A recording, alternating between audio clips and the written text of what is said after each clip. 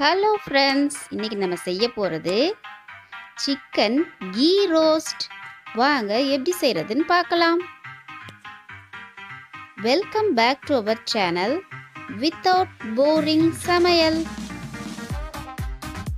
நான் 1/2 kilo chicken எடுத்து clean பண்ணி ஒரு பவுலில் எடுத்து வச்சுருக்கேன். இதோட 2 ஸ்பூன் இஞ்சி பூண்டு சின்ன வெங்காயம் சேர்த்து அரைச்ச பேஸ்ட் சேர்த்துக்கலாம். 1/2 ஸ்பூன் மஞ்சள் தூள், 1 ஸ்பூன் மல்லித்தூள், 1 ஸ்பூன் மிளகாய் தூள்,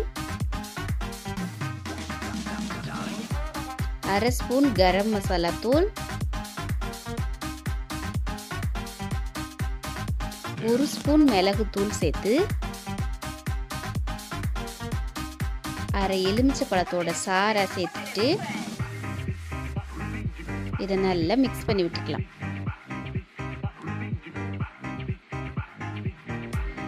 தண்ணி தேவைப்பட்டா கொஞ்சமா சேர்த்துக்கலாம். இதோட தேவையான அளவு உப்பு சேர்த்துக்கலாம். மிக்ஸ் பண்ணி இதை அப்படியே ஒரு 30 நிமிஷம் ஊற வச்சிடலாம். இப்போ அடுப்பில் ஒரு பேன் வச்சிருக்கேன். இந்த பேனில் 2 டேபிள் ஸ்பூன் நெய் சேர்த்துக்கலாம்.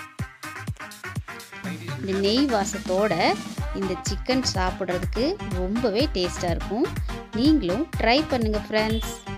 இந்த நெய் நல்லா உருகின பின்னால் 1/2 ஸ்பூன் சோம்பு சேர்த்துக்கலாம். சோம்பு பொரிஞ்ச உடனே கொஞ்சமாக கருவேப்பிலை சேர்த்து நல்லா வதக்கி விடலாம்.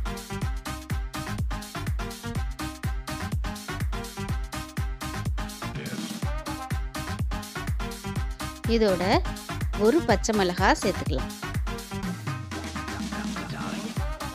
சேர்த்துட்டு நம்ம ஏற்கனவே ஊற வச்சிருக்கிற மசாலா கலந்த சிக்கனை இந்த நெய்யில் சேர்த்துக்கலாம். சேர்த்துட்டு நல்லா கலந்து விடுங்க. சிக்கன் கலர் மாறுற அளவுக்கு நல்லா வதக்கி விடலாம். இதை ஒரு மூடி போட்டு ஒரு 5 நிமிஷம் வேக விட்டுடலாம்.